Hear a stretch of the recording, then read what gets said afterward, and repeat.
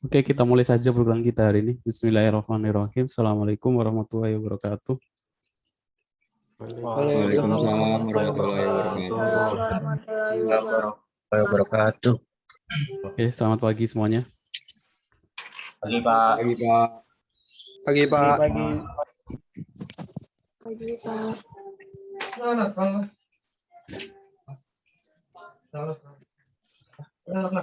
Alhamdulillah di pagi hari ini kita bisa bertemu lagi di mata kuliah bahasa pemrograman. Bentar.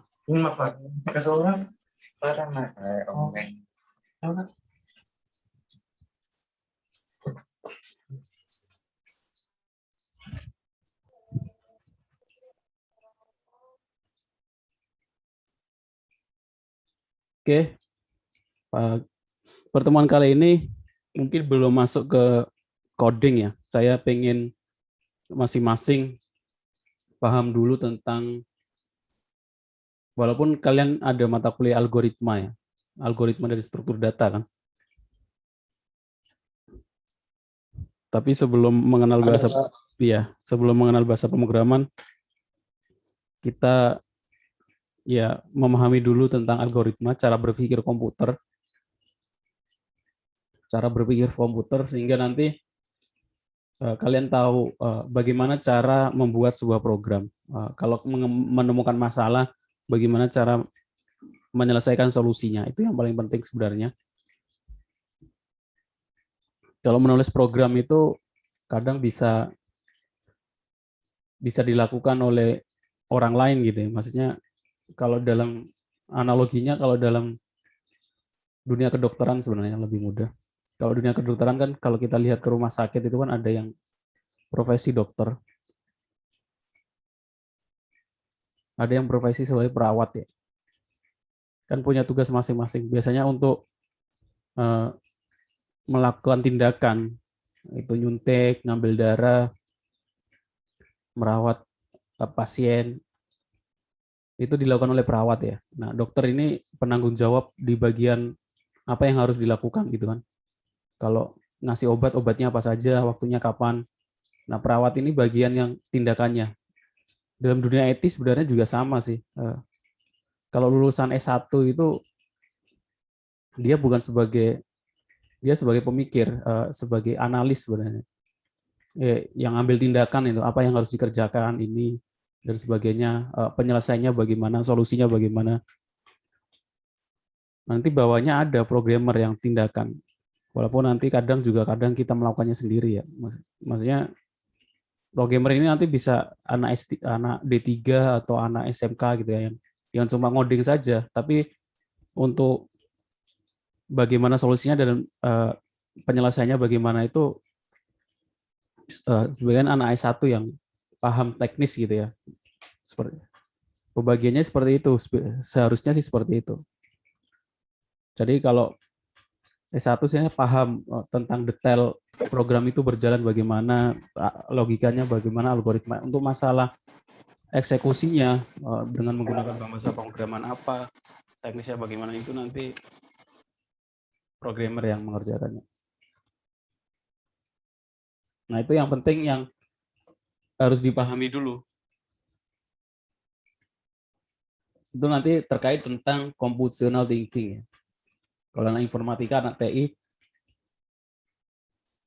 computational berpikir secara komputasi gitu ya. Berpikir bagaimana komputer itu bisa berpikir gitu. Nanti ada banyak aspek yang harus dipahami. Kalau ada masalah itu kita dekomposisi dulu, analisinya bagaimana, abstraksi, algoritmanya bagaimana, pattern recognition-nya bagaimana. Kalau secara definisi, ini menurut Wing 2010, proses berpikir yang diperlukan dalam memformalisasikan masalah dan solusinya, sehingga solusi tersebut dapat menjadi agen pemrosesan informasi yang efektif dalam menyelesaikan masalah. Contohnya bagaimana? Contohnya semua kita pengen buat program deteksi wajah gitu kan. Deteksi wajah. Ada sebuah biasanya iPhone dulu ada face detection ya. Face detection FD. Nah, kita berpikir kalau orang awam mungkin nggak tahu detail bagaimana face detection itu bekerja ya. Tapi kalau orang IT berpikirnya harusnya paham cara kerja face detection itu bagaimana. Jadi semua sini ada wajah.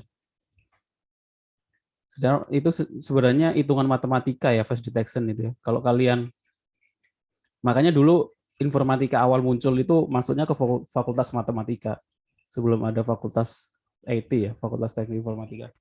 Dulu masuknya fakultas matematika karena emang irisannya di matematika untuk IT. Face detection itu kalau manusia kan bisa bedakan langsung wajah seseorang ya, tapi komputer kan nggak bisa. Komputer itu bisa mengenali cuma angka-angka. Jadi kalau wajah itu komputer semuanya di sini ada wajah. Komputer itu menghitung nilainya. Jadi kalau ini di dalam bentuk apa namanya, angka-angka gitu ya, koordinat gitu ya. Jadi koordinatnya seperti ini. Jadi ada wajah nanti di koordinat ini ada 2, 3. Penjelasannya gampangnya seperti ini. Ini ada 4. Nanti di total semua ada 300 gitu ya. Berarti kalau ada wajah dengan total 300 berarti wajahnya si ini. Nanti ada wajah lain gitu kan. Wajah lain. Nah, nanti komputer itu mengenalnya dalam bentuk matematis. Ini posisinya di mana gitu kan.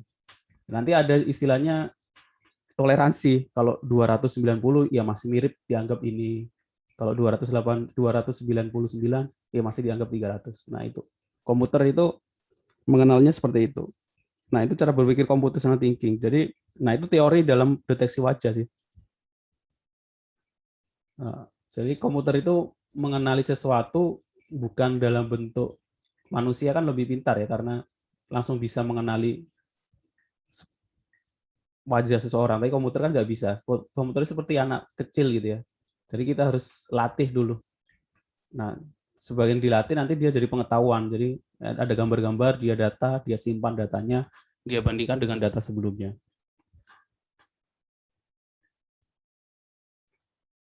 Nah, kita harus paham dulu tentang computational thinking. Nah, computational thinking ini nanti ada namanya hubungannya dengan algoritma. Mungkin banyak yang mengenal istilah algoritma ya, sering bersinggungan tentang istilah algoritma itu apa gitu ya.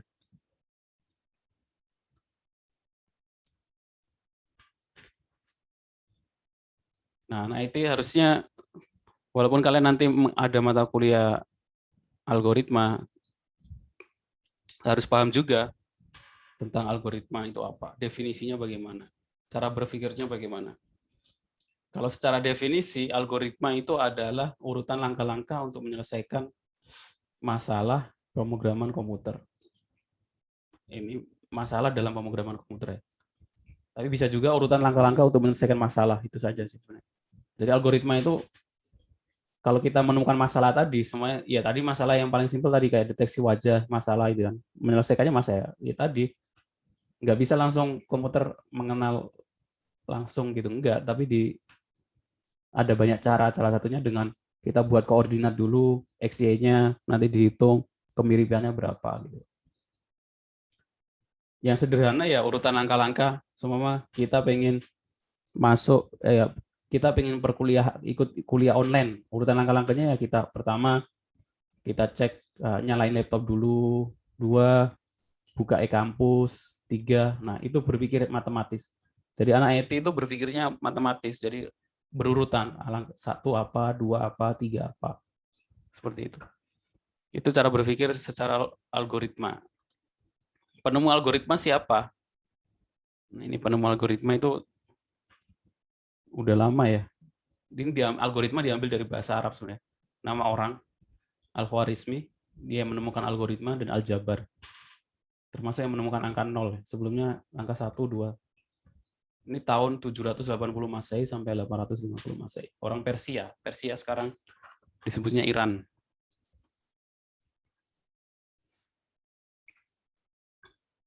Nah, algoritma dari Al-Khwarizmi. Al-Khwarizmi bahasa Arab mungkin orang Barat nggak bisa mengenal, menyebutkan ini ya, bahasa Arab jadinya algoritma. Sama seperti ada dalam kedokteran itu ada namanya Ibnu Sina, menemu buku tentang kedokteran, akhirnya orang barat nyebutnya Avicenna. Ada banyak ini apa namanya, ilmuwan-ilmuwan Timur Tengah dulu ya, sebelum akhirnya ini beralih ke Eropa sekarang. Nah, algoritma itu bagaimana? Cara kita menjelaskan dalam algoritma itu pertama, kalau kita menemukan masalah, nah itu awal mula sebelum kita menyelesaikan algoritma ya kita cari dulu, atau kita temukan sebuah masalah. Membuat algoritma diawali dengan adanya masalah. Masalah itu apapun ya, maksudnya sebelum kita belajar tentang konteks pemrograman, maksudnya ya masalah tadi kayak kita pengen perkuliahan, apa saja yang perlu dilakukan gitu ya. Kita pengen absen itu apa saja yang langkah-langkahnya dan lain sebagainya. Terus setelah ada masalah, kita buat algoritmanya, langkah-langkahnya untuk menjadi pedoman pembuatan algoritma. Terus kalau itu ada hubungannya tentang program komputer ya kita buat program komputernya, atau kita melakukan coding, menulis kodenya dengan bahasa pemrograman tertentu, nanti akan menjadi solusi. Langkahnya seperti ini. Makanya kadang ada lomba, kalau kalian sering dengar ada istilah namanya lomba hackathon ya, hackathon.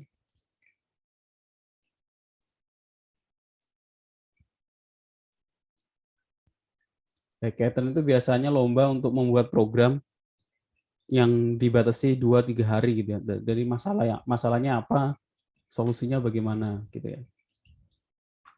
Yang paling sederhana sih ya aplikasi ini untuk, karena pandemi kemarin kan, bagaimana sebuah anak IT bisa membuat program yang membantu tracing gitu ya, tracing pandemi COVID gitu kan. Akhirnya muncullah aplikasi Peduli Lindungi gitu ya. Jadi dari aplikasi itu ketika orang itu keluar, dia ngambil data lokasinya gitu. Soalnya dia datang kemana saja, itu ke pasar, ke sekolah, ke kampus, atau ke mall. Nah, ketika dia divonis positif, nah historinya bisa kelihatan 2 hari sebelumnya dia kemana aja, terus ketika ada orang lain yang pakai Peduli Lindungi dan lokasi yang sama, nanti bisa ada pemberitahuan. Harusnya seperti itu kalau di Peduli Lindungi, nggak tahu jalan atau enggak. Teknisnya nggak tahu jalan atau enggak, harusnya seperti itu. Kalau di Singapura itu setiap orang punya kayak apa namanya, kayak Bluetooth gitu ya, apa? Iya kayak gantungan kunci kecil itu Bluetooth. Di situ ada data diri. Dan ketika kita pengen kemana-mana harus scan untuk menunjukkan bahwa kita datang ke sana. Nanti ketika kita berinteraksi dengan orang yang positif COVID, nanti ada pemberitahuan bahwa kita pernah berinteraksi dengan yang positif COVID. Nah, itu bagaimana sebuah program bisa membantu menyelesaikan sebuah masalah. Ada lagi juga masalah kemarin ketika pandemi, informasi bed kosong gitu, informasi UGD itu kan kemarin bulan Juli itu kan rame ya, banyak orang nyari UGD, banyak yang maksudnya penuh gitu kan. Jadi kita buat informasi bagaimana mencari rumah sakit yang kosong terdekat dengan kita. Sistemnya seperti itu. Banyak hal yang bisa dilakukan dengan anak IT. Itu contoh-contoh masalah yang dilakukan dengan ini, solusi yang bisa dikerjakan gitu ya. Dan itu biasanya diawali ya seperti ini, masalahnya apa, kita tulis algoritmanya, kita solusinya bagaimana, kita buat program komputernya, baru itu kita menemukan solusi.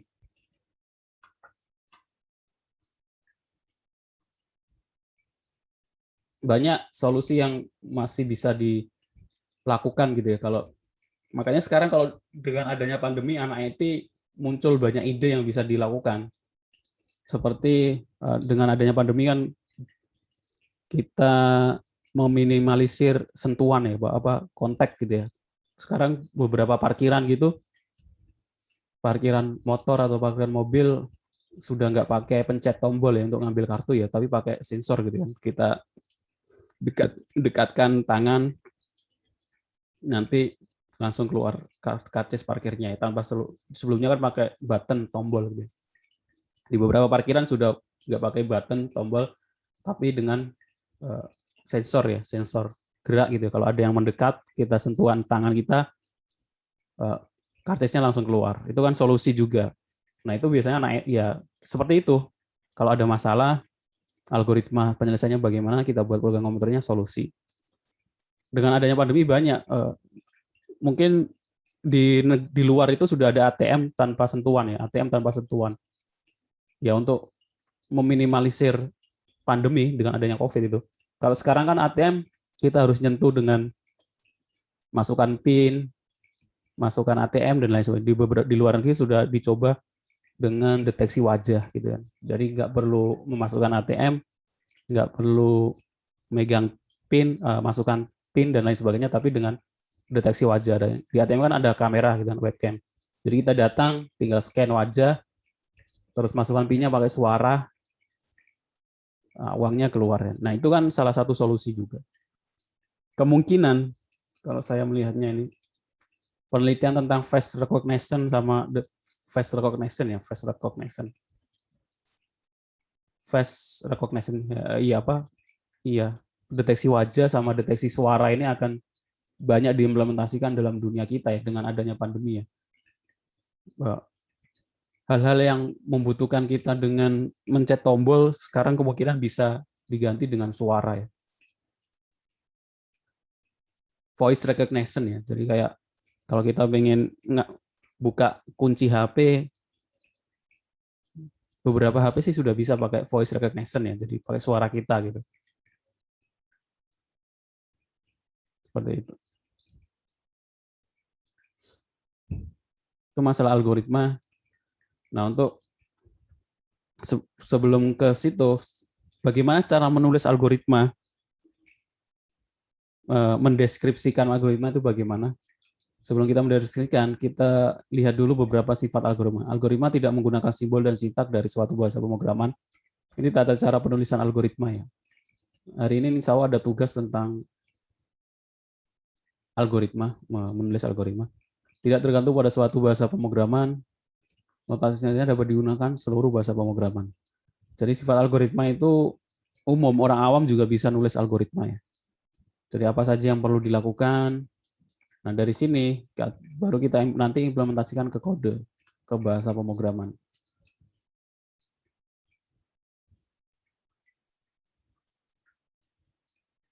Contohnya bagaimana? Contoh yang tadi sudah saya kasih contohnya ya. Seperti sekarang algoritma memasak mie instan.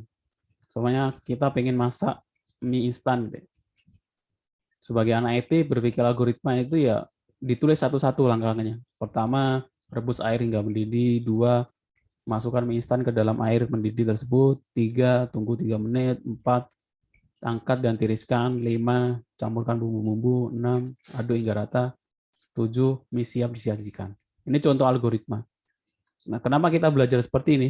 Ini ada hubungannya nanti ketika kita buat program gitu ya.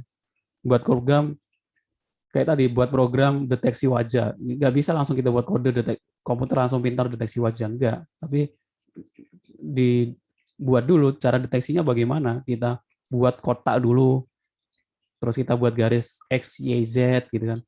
Terus kita wajahnya itu di posisinya di mana, koordinatnya berapa, nanti di total. Nah, seperti itu.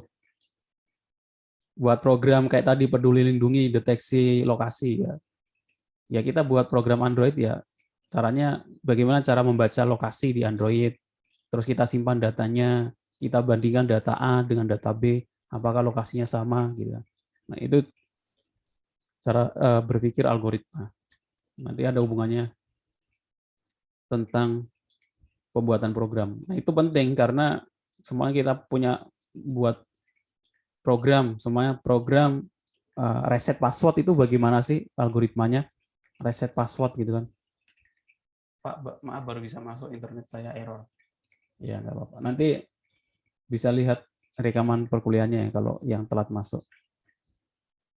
Semuanya kita buat sistem gitu kan. Oh, belum ada reset passwordnya kalau orang lupa password. Ya kita pikir caranya bagaimana sih buat reset password itu? Nggak tiba-tiba langsung bisa jadi reset password kan. Caranya ya kita buat kita biasanya kita suruh masukkan dia email gitu kan. Email dia. Terus emailnya kita cek ada nggak di dalam database kita sebagai pengguna aplikasi kita. Terus kita kirimkan ke email tersebut link untuk reset password. Nah, link untuk reset password itu kita batasi cuma 5 menit atau 2 menit gitu kan. Biar nggak bisa dipakai lagi setelah itu dan sebagainya.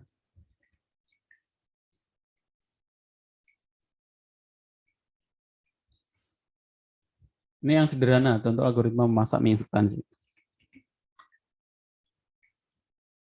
Nah, yang agak teknis ini nanti ada hubungannya.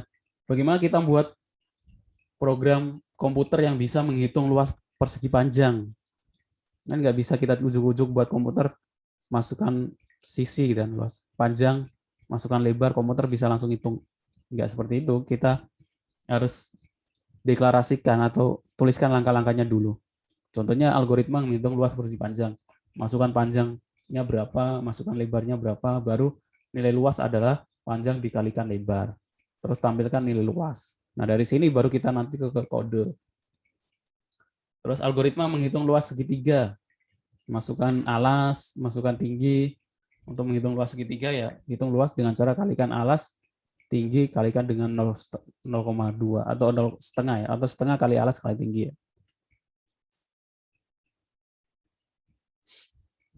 Ini algoritma. Oke, sampai di sini mungkin ada yang mau ditanyakan?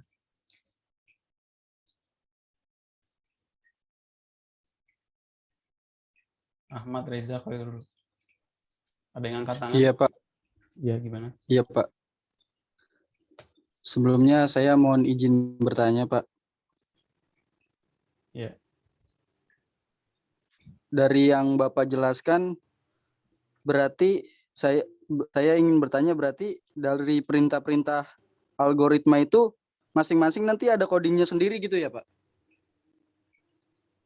Iya, kalau itu ada hubungannya tentang kode, nanti sebelum nanti ada langkah selanjutnya ya. Maksudnya setelah ini sih nanti kita masuk ke flowchart. Dari algoritma ini kita rubah ke dalam bentuk flowchart. Flowchart itu diagram alir. Sebenarnya pengen saya sampaikan juga materi tentang flowchart, tapi kebetulan hari ini saya agak nggak enak badan, jadi dikit aja dulu. Nah, dari flowchart ini nanti baru ke program.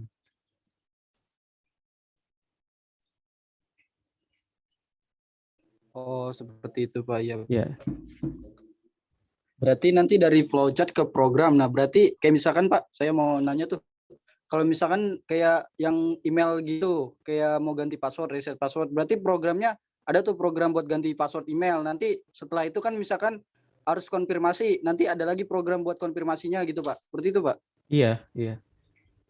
Oh, iya. Baik, Pak. Ngerti ya, Pak. Terima kasih, Pak. Iya, sama-sama. Nah, ya kita harus paham program untuk reset password, langkah-langkahnya bagaimana, terus kita implementasikan gitu kan. Seperti itu. Nanti ada lagi yang lebih teknis kalau program OTP gitu kan. OTP itu gunanya apa gitu ya. OTP yang dikirim lewat SMS gitu ya. Atau lewat WA. Kan dia sekarang demi keamanan, ini ada hubungannya masalah keamanan nanti ya. Kalau kita buat program, biasanya username password kan. Maksudnya username password kadang bisa diambil alih gitu ya. Maksudnya diketahui orang lain. Nah, sekarang beberapa aplikasi ketika setelah username password ada lagi OTP. OTP itu konfirmasi SMS ya, kode ya. Kode nanti dikirim ke nomor HP kita yang sudah kita masukkan sebelumnya.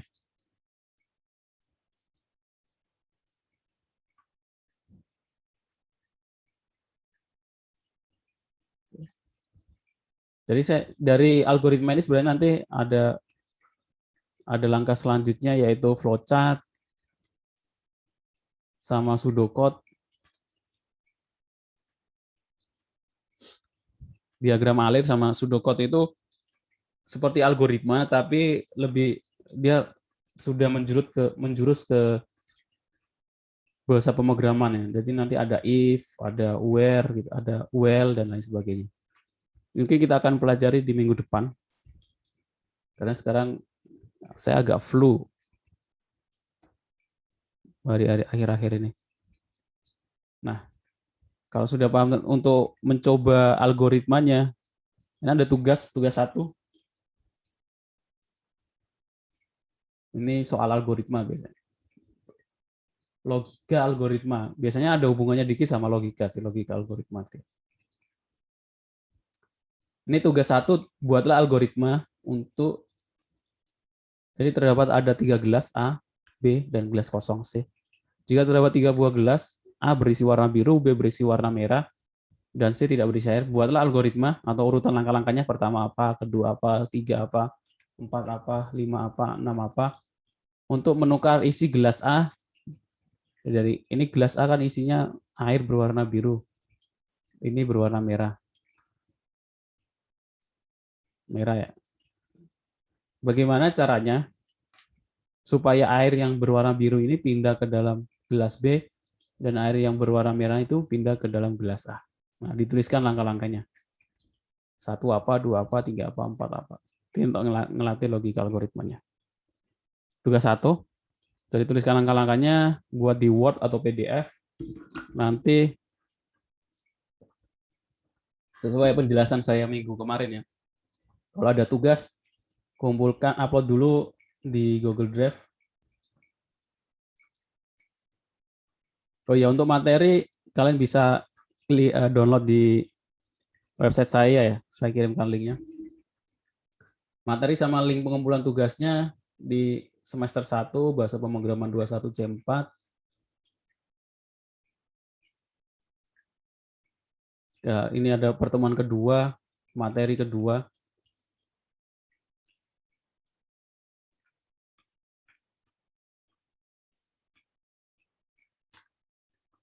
Terus untuk link pengumpulan tugas 1, ini ada menu tugas 1, link pengumpulannya di sini ya. Name, nama, link Google Drive. Jadi kalian buat laporannya di bentuk PDF atau Word, kalian upload ke Google Drive dulu.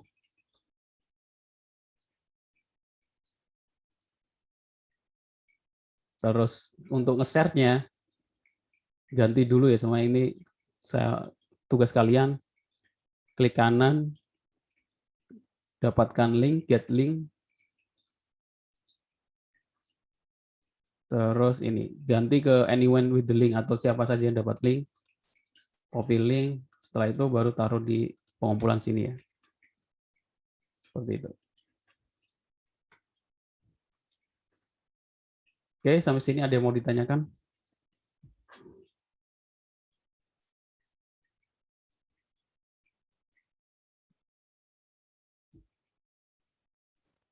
Pak, saya mau tanya lagi, Pak. Ya. Tadi kan saya lihat di salah satu lowongan untuk IT dan di dalamnya syaratnya ada syarat IT problem solving, Pak. Apa IT problem solving itu sama dengan compositional thinking ini, Pak?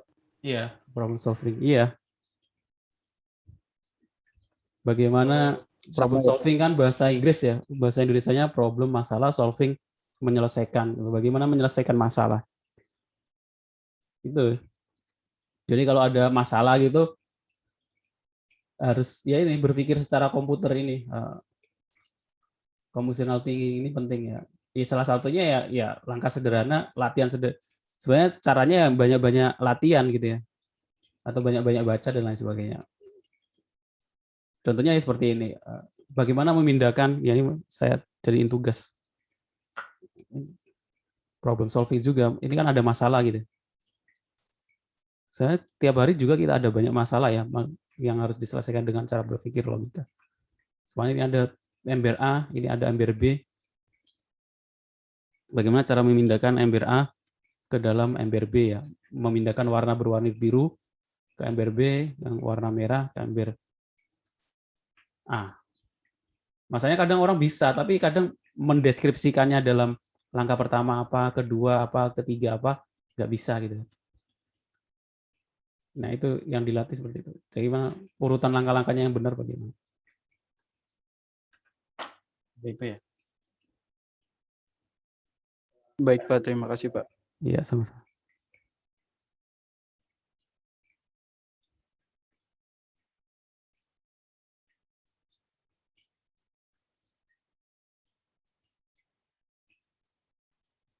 Saya tadi juga, kalau yang sudah daftar boot harusnya tadi ada ini ya, reminder perkuliahan ya, tapi telat tadi. Jam 8 baru terkirim ya. Jadi itu mungkin ya, semua yang sudah daftar boot nanti akan mendapatkan reminder perkuliahan paling nggak sejam atau 2 jam sebelum kuliah.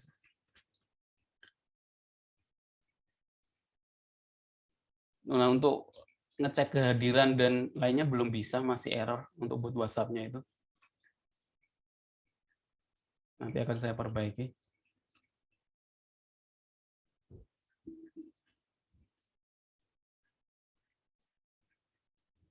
Oke, yang lain mungkin ada yang mau ditanyakan?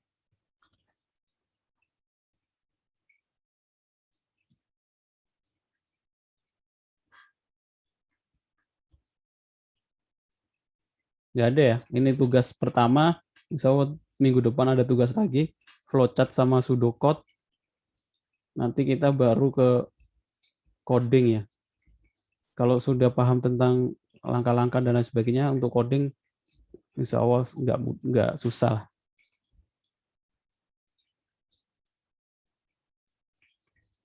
Untuk tugas formatnya dalam bentuk apa ya Pak? Gimana? Untuk tugas formatnya dalam bentuk apa? Oh, formatnya. Ya bentuk Word nggak apa-apa, PDF juga nggak apa-apa.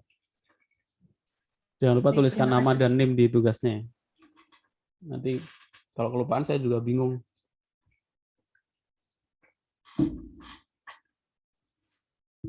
Udah 2 hari ini saya agak pilek, jadi agak enak badan. Jadi tadi juga buru-buru buat materi dan ini apa, kirim remindernya.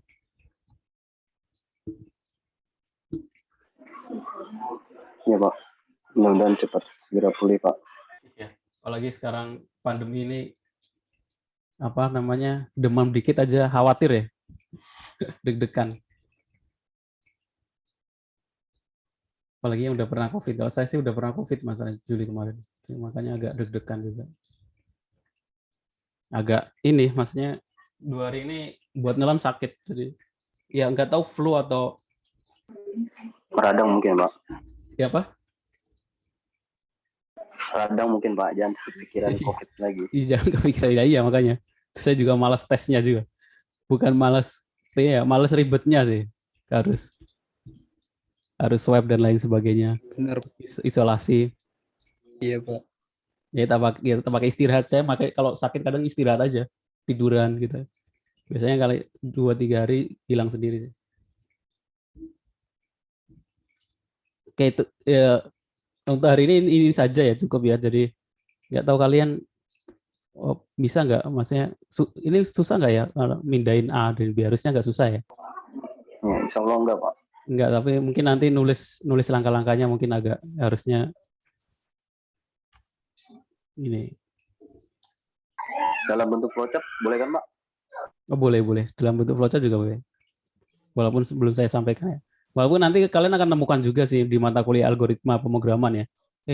Algoritma dan struktur data. Nah, itu saya juga bingung.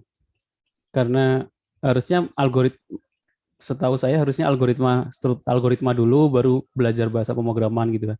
Nggak tahu Kembali kayaknya ini Pak. nggak di kurikulum kok algoritma sama bahasa pemrograman jadi satu. Maksudnya belajar bareng, harusnya biasanya sih algoritma dulu gitu kan, baru nanti ke bahasa pemrograman semester 2-nya bahasa pemrograman. Kalau ini kurikulumnya jadi satu, kalian belajar algoritma dulu dan belajar bahasa pemrograman. Oke, itu saja. Terima kasih untuk kehadirannya. Jaga kesehatan selalu ya. Terima kasih untuk yang sudah datang. Saya mohon maaf kalau ada salah-salah kata. Saya akhiri. Assalamualaikum warahmatullahi wabarakatuh. Waalaikumsalam warahmatullahi wabarakatuh. Sembuh. Terima kasih Pak. Terima kasih Pak.